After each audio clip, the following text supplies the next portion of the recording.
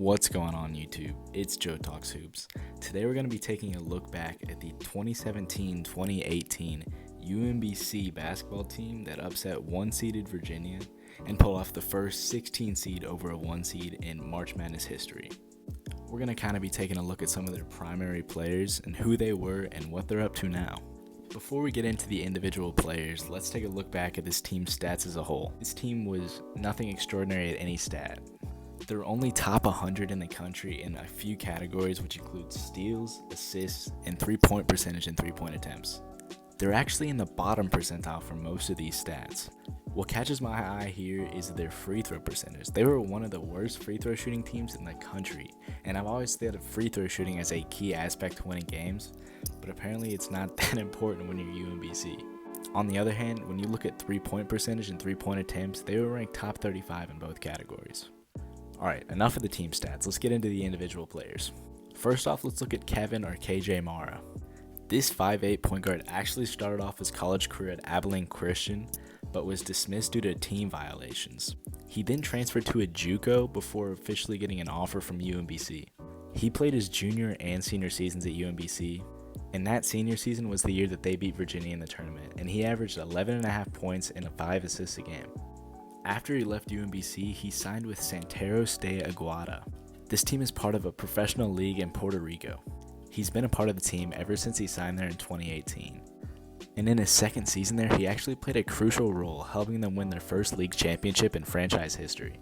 Next, we're going to move over to 6'2" guard Jarius Lyles. Lyles actually started off his college career at VCU. As a member of the Rams, he only played about 3 minutes a game, and his career high was 3 points.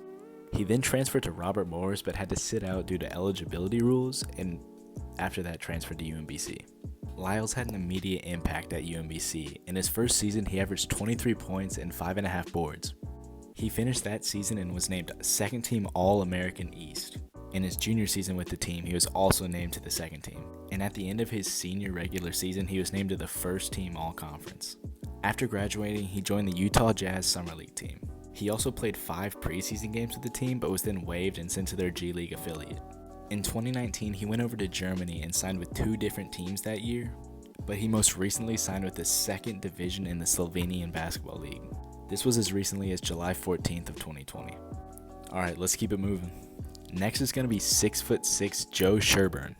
After Sherburne graduated high school, he actually had no Division I offers, so he went to an academy for his postgraduate season before receiving an offer from UMBC. In his freshman year with UMBC, he averaged 11-5 and was named to the All-Rookie team. Through his sophomore and junior seasons, he put up about the same stats. His junior season was actually the year they went to the tournament and beat Virginia in a game where he put up 14 points.